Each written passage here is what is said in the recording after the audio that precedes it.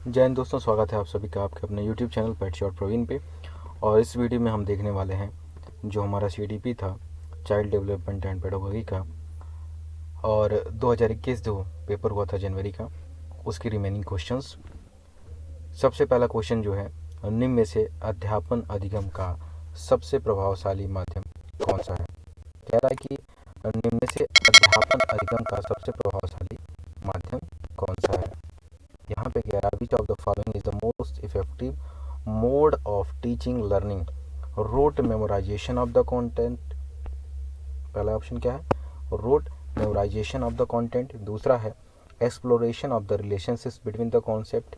तीसरा है observation without analysis. और चौथा है इमिटेशन एंड रिपीटिशन। हिंदी में देख लेते हैं उसको क्या कहते हैं।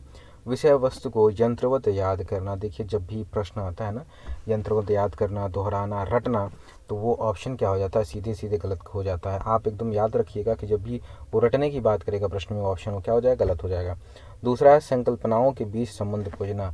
दो कॉन्सेप्ट के बीच में क्या करना है, रिलेशन हमको करना है। जैसे पूर्व ज्ञान को और नए वाले ज्ञान को जोड़ना होता है, वैसे ही मैंने कह दिया 2 और 2 कितना होता है, 4 होता है। और मैथ किट के माध्यम से या अन्य किसी सहायक सामग्री के माध्यम से क्या करते हैं, उसको एक कॉन्सेप्ट देते हैं और उसके बीच में रिलेशनशिप तैयार करवाते हैं बच्चों का, तो ये सही हो जाएगा।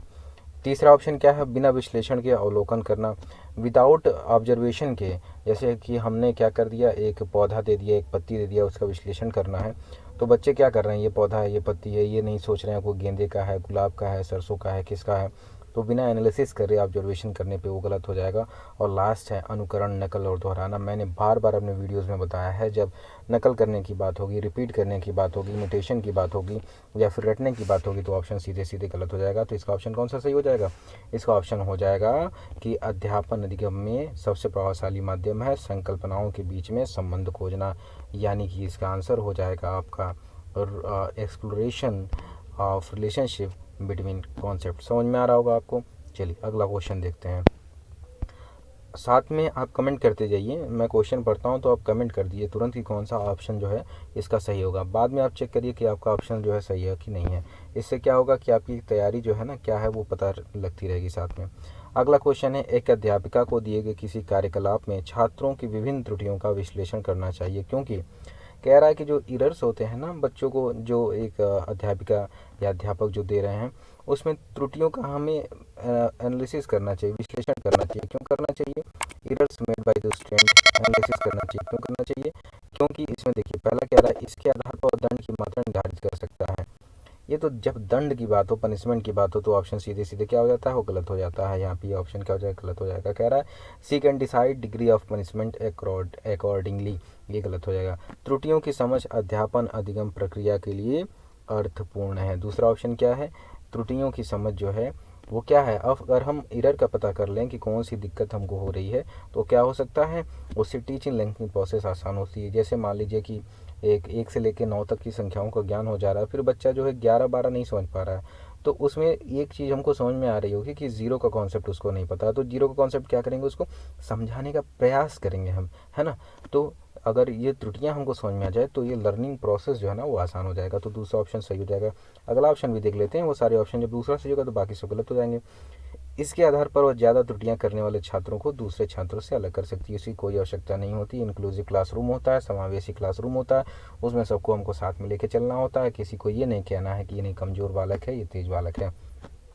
तो तीसरा ऑप्शन आपका गलत हो जाएगा। चौथा है learning is solely based on correction of error. Learning जो है केवल अधिगम जो है ना वो त्रुटियों के शोधन पे कार्य करता है, गलत है। त्रुटियों के शोधन पे लर्निंग नहीं होती है। नया नया कॉन्सेप्ट सीखना, त्रुटियों को सुधारना, विभिन्न प्रकार के क्या कहते हैं आपको उसमें मेथड से आपको सिखाना बच्चों को, ये क्या है, ये केवल त्रुटियों के शोधन पे, त्रुटियों को इरर्स जो हैं उनको करेक्शन पे ही ये लर्निंग प्रोसेस नहीं सही होता है। नया नया कॉन्सेप्ट हमको सिखाना होता है, विभिन्न माध्यमों से नया नया कॉन्सेप्ट हमको सिखाना होता है, ठीक है ना।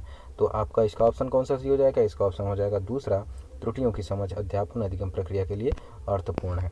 अगला प्रश्न देखते हैं। बच्चों को सीखने में कठिनाई होती है जब सूचना अलग अलग टुकड़ों में प्रस्तुत की जाए, वो आंतरिक रूप से अभिप्रेरित हो, अधिगम सामाजिक संदर्भ में हो, विषय वस्तु को बहुरूपों में प्रस्तुत किया जाए। इसका इंग्लिश देख लेते हैं। इंग्लिश में कहता हूँ आसान होती है थोड़ी सी, आप समझने का प्रयास करिए। पहला जो है कि information is presented in connected chunks, जब टुकड़ों में भाई, जब क्या कहते हैं कि जो एक इन्फॉर्मेशन जो होती है ना, एक इन्फॉर्मेशन जो होती है वो क्या करना होता है, एक इन्फॉर्मेशन दूसरे इन्फॉर्मेशन से इंटर रिलेटेड होनी चाहिए, कनेक्टेड होनी चाहिए। जब हम कई सारी इन्फॉर्मेशन रखेंगे और तीनों इंटर रिलेटेड नहीं होंगे, एक दूसरे से अलग अलग टुकड़ों में रखेंगे, तो बच्चा वो सीख नहीं पाएगा। तो कह रहा है कि पहला ऑप्शन आपसे पूछ रहा है ना कि it is difficult for children to learn when, जब अलग अलग सूचनाएं आप टुकड़ों में देंगे, कुछ पूर्व ज्ञान से संबंधित नहीं होगा, तो बच्चा वहाँ पे सीख नहीं पाएगा। और यही हमसे पूछ रहा है कि कौन सी डिफ़िकल्ट होगी लर्निंग में, तो पहला ऑप्शन तो सही हो जाएगा, लेकिन आगे वाला भी देख लेंगे। दे आर इंट्रिंसिकली मोटिवेटेड, जब बच्चा मोटिवेटेड होता है तो आसानी से वो सीख लेता है। लर्निंग इज सोशली कंटेक्चुअलाइज, जब हम सामाजिक चीज़ों से जोड़ के उसको देखते हैं, अधिगम सामाजिक संदर्भ में होता है, तब भी बच्चे क्या कर सकते हैं, आसानी से उसको सीख सकते हैं। जैसे कि हमने कह दिया कि आपको मान लो वृत्त की संकल्पना समझानी है, तो आप पूछें से कि बच्चे से कि आपने रोटी देखा है, तो बच्चा कहेगा हाँ हमने रोटी देखा है। वो कैसा होता है, वो गोल होता है, वो वृत्त की तरह होता है, क्या होता है, बच्चे उसको बता लेंगे। आपको अगर आयत पढ़ाना हो, रेक्टेंगल पढ़ा हो, तो आपसे पूछेंगे बच्चे क्या आपने आयत देखा है, मेज कैसा होता है, तो वो बताएगा सर आयताकार होता है। फिर माचिस का डिब्बी कैसी होती है, वो घनाभ का होता है। तो इस प्रकार से जब सामाजिक संदर्भ में बच्चों को जोड़ते हैं, तो बच्चे आसानी से उसको सीख लेते हैं, तो उसमें कठिनाई नहीं होती। विषय वस्तु को बहुरूपों में प्रस्तुत किया जाए, जब हमारा जो कॉन्टेक्ट है ना, उसको डिफरेंट वेज में हम प्रेजेंट करेंगे, तब भी बच्चे आसानी से सीख सकते हैं। तो आपका ऑप्शन कौन सा सही हो जाएगा, पहला ही ऑप्शन सही हो जाएगा। अगला क्वेश्चन देखते हैं, अधिगम की सर्वोच्च अवस्था कौन सी है, उच्च उत्तेजना, उच्च भय। देखिए, जब भी हम उच्च भय की बात करते हैं तो कॉन्सेप्ट क्या हो सकता है, वो कॉन्सेप्ट एकदम गलत हो जाएगा। जहाँ भय होगा वहाँ पे बच्चे सीख नहीं पाएंगे, तो पहला और दूसरा ऑप्शन तो सीधे सीधे एलिमिनेट नहीं कर लीजिए। उसके बाद से जब निम्न उच्च उत्तेजना रहेगी तब भी नहीं बच्चे सीख पाएंगे, जब निम्न उत्तेजना रहेगी तब भी नहीं बच्चे सीख पाएंगे, और जब कोई उत्तेजना नहीं रहेगी तब भी बच्चे सीख नहीं पाएंगे। तो तीनों ऑप्शन आपका क्या हो जाएगा, पहला गलत हो जाएगा, दूसरा गलत हो जाएगा, और इसके साथ ही आपका ये चौथा वाला ऑप्शन गलत हो जाएगा। तो बच्चे कैसे सीखते हैं, बच्चे सीखते तब हैं जब संतुलित उत्तेजना हो और कोई भय ना हो। तो ऑप्शन आपका कौन सा सही हो जाएगा, ऑप्शन आपका तीसरा सही हो जाएगा। ये तीसरा वाला ऑप्शन क्या हो जाएगा आपका, तीसरा वाला ऑप्शन आपका यहाँ पे सही हो जाएगा। अगला क्वेश्चन देखते हैं, अधिगम का संरचनात्मक विचार यह सुझाव देता है कि ज्ञान की संरचना में बच्चों की कोई भूमिका नहीं होती है, बच्चे पूर्ण रूप से वयस्कों पर निर्भर रहते हैं, बच्चे सक्रिय भूमिका निभाते हैं, बच्चे पूर्ण रूप से पाठ्य पुस्तकों पर निर्भर होते हैं। यहाँ पे देखिए क्या कह रहा है कि constructive view of learning suggest that children construction of their own knowledge have no role to play in, are solely dependent on adults for play an active role in, are solely dependent on textbook। आपको इस समझना पड़ेगा ना, आप teacher बन के देखिए, have no role to play in, construction of knowledge में बच्चों का रोल है कि नहीं है, ये पहले तो सीधे सीधे गलत हो जाएगा। बच्चों का क्यों रोल नहीं है, क्या कहते हैं, कहते कि एक मनोवैज्ञानिक थे, उन्होंने कहा था कि जो बच्चे होते हैं वो नन्हे वैज्ञानिक होते हैं, नॉलेज कंस्ट्रक्शन खुद से करते हैं। किनका कहना है, ये कहना किसका है, पियाजे का कहना है कि बच्चे जो होते हैं वो क्या होते हैं, नन्हे वैज्ञानिक होते हैं, वो अपना नॉलेज खुद तैयार करते हैं। तो पहला ऑप्शन तो सीधे सीधे गलत हो जाएगा कि have no role play in, are solely dependent on adults, ये बच्चे जो होते हैं क्या हम लोगों पे डिपेंड होते हैं, क्या पूर्ण रूप से उसके ऊपर निर्भर होते हैं, ये भी ऑप्शन आपका गलत है, पूर्ण रूप से नहीं निर्भर होते हैं। और तीसरा है बच्चे सक्रिय भूमिका निभाते हैं, बच्चे नई नई चीज़ों को सीखते हैं, खोजते हैं, समझने का प्रयास करते हैं। फूल देखेंगे तो पूछेंगे ये फूल कैसे होता है, अगर आप उनको सौरमंडल पढ़ाएंगे तो पूछेंगे ये सौरमंडल कैसे होता है, चांद कितनी दूर पे है, वो उपग्रह क्यों कहलाता है, बहुत सारे क्वेश्चन होते हैं उनके। तो बच्चे सक्रिय भूमिका निभाते हैं एक कंस्ट्रक्टिव आपका लर्निंग में। और लास्ट में है बच्चे पूर्ण रूप से पाठ्य पुस्तकों पर निर्भर है, ये भी आपका ऑप्शन क्या हो जाएगा, गलत हो जाएगा। तो ऑप्शन कौन सा सही हो जाएगा, बच्चे सक्रिय भूमिका निभाते हैं लर्निंग प्रोसेस में। अगला क्वेश्चन, अधिगम के लिए निम्न में से कौन सी धारणा उपयुक्त है, योग्यता सुधार्य है, योग्यता अटल है, प्रयासों से कोई फर्क नहीं पड़ता, असफलता अनियंत्रित है। कहना है इसका इंग्लिश में आप देख लीजिए, which of the following belief is good for learning, ability is improvable, ability is fixed, efforts don't make any difference, failure is uncontrollable. इसको आप एक उदाहरण समझ, एक वो होता है ना क्या कहते हैं आपको, दोहा है, करत करत अभ्यास जड़मत हो सुजान। इसका मतलब क्या है, इसका मतलब यह है कि अभ्यास से कोई अयोग्य व्यक्ति भी योग्य बन सकता है। तो एबिलिटी जो है ना वो सुधार योग्य है, ये आपका पहला ऑप्शन सही हो जाएगा। देखो जो बच्चा कमज़ोर है ना, वो कमज़ोर इसलिए है क्योंकि वहाँ पे बच्चे की गलती नहीं है, वहाँ पे गलती किसकी है, वहाँ पे गलती है आपके अध्यापक की। अगर ऐसा माना जाता है कि अगर बच्चा कमज़ोर है, बच्चा अच्छा नहीं कर पा रहा है, तो उसमें वहाँ पे गलती किसकी होती है, अध्यापक की होती है। तो हर एक बच्चा जो है ना वो अच्छा प्रयास कर सकता है। एग्जाम्पल लीजिए, मैं एक बार गया था तो वहाँ पे मैंने देखा कि एक जगह पे तो वहाँ पे एक बच्चा था, उसके सारे सब्जेक्ट में नंबर कम आते थे। जब वहाँ पे रिमेडियल टीचिंग अपनाई गई तो वहाँ पे देखा गया कि बच्चा सारे सब्जेक्ट्स में तो सेम वही एवरेज स्कोर कर रहा था, लेकिन मैथ्स में उसके क्या हुए ना 100 में 90 प्लस नंबर आने लगे। इसका मतलब क्या था, बच्चा कमज़ोर नहीं है, कहीं ना पढ़ाने का जो प्रोसेस था ना वो वहाँ पे गलत था। ठीक है, तो आपको समझ में आ रहा हो कि एबिलिटीज क्या है, इम्प्रूवेबल है। और कह रहा है कि belief is good for learning, तो एबिलिटीज़ फिक्स नहीं है, योग्यता को सुधारा जा सकता है। और इफ़ोर्ट्स डोंट मेक एनी डिफरेंट, ये भी गलत हो जाएगा आपका। और फेलियर इज़ कंट्रोलेबल, ये भी गलत हो जाएगा। पहला आपका ऑप्शन क्या हो जाएगा, सही हो जाएगा, जो एबिलिटी है वो सुधार योग्य है। अगला प्रश्न है, निम्न में से कौन सी प्रॉपर्टी विद्यार्थियों में संकल्पात्मक समझ में बढ़ोतरी करने में सहायक है। जब प्रतिस्पर्धा की बात होगी, जब रटने की बात हो जाएगी, और जब आपकी बात हो जाएगी कंपटीशन की, तो वहाँ पे क्या हो जाएगा, सीधे सीधे ऑप्शन क्या हो जाएगा आपका, गलत हो जाएगा। तो 27वां क्या कह रहा है, पहला प्रतिस्पर्धा करा दिया इसने, तो सीधे सीधे गलत हो गया। पाठ्यपुस्तक केंद्रित शिक्षाचार, जब पाठ्यपुस्तक पे यानी कि आपका बुक सेंटर पेडागॉजी होगी, वो भी सीधे सीधे क्या हो जाएगी, आपकी गलत हो जाएगी। इसके बाद से बारंबार परीक्षाएं किस लिए होती हैं, परीक्षाएं आकलन के लिए होती हैं। परीक्षाएं अगर बार बार ली जा रही हैं तो वो भी ऑप्शन क्या हो जाएगा आपका, वो भी ऑप्शन गलत हो जाएगा। लास्ट में है इंक्वायरी एंड डायलॉग, ये ऑप्शन क्या हो जाएगा आपका, सही हो जाएगा।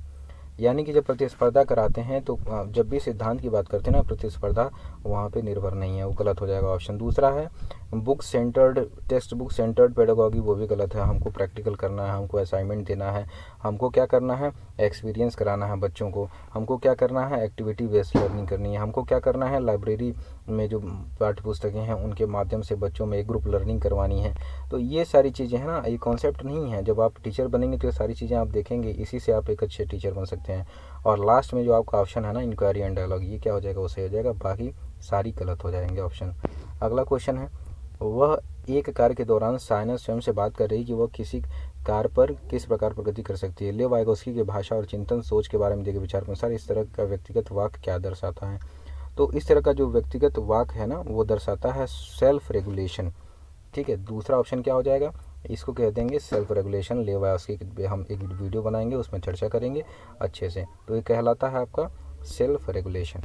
अगला क्वेश्चन देखते हैं, मूल्यांकन पद्धतियों का लक्ष्य होना चाहिए। मूल्यांकन पद्धतियों का एकमात्र लक्ष्य जो होता है ना, वो होता है विद्यार्थियों की ज़रूरतें एवं आवश्यकताओं की पहचान करना। यह ऑप्शन इसका तीसरा सही हो जाएगा। विद्यार्थियों को नामांकित करना, ये भी गलत होता है। योग्यता आधारित समूहों में विद्यार्थियों को विभाजित करना, ये भी गलत हो जाएगा। पुरस्कार वितरण हेतु उच्च अंक प्राप्त करने वाली पहचान करना, ये भी एकमात्र लक्ष्य होता है ना, कि विद्यार्थियों की ज़रूरतों को पहचान करना और उसका निदान करना। अंतिम क्वेश्चन है, बच्चों को विकास की व्यक्तिगत विभिन्नताओं को किस पर प्रतिरूपित किया जाना चाहिए। Individual differences in development of children can be attributed to.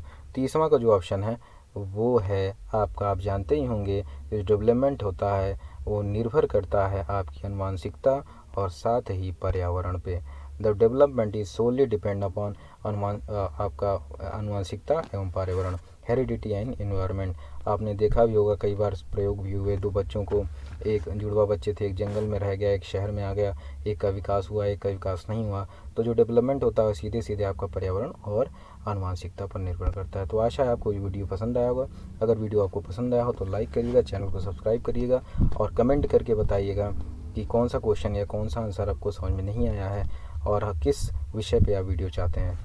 तब तक के लिए, अगले वीडियो तक के लिए धन्यवाद। जय हिंद, वंदे मातरम।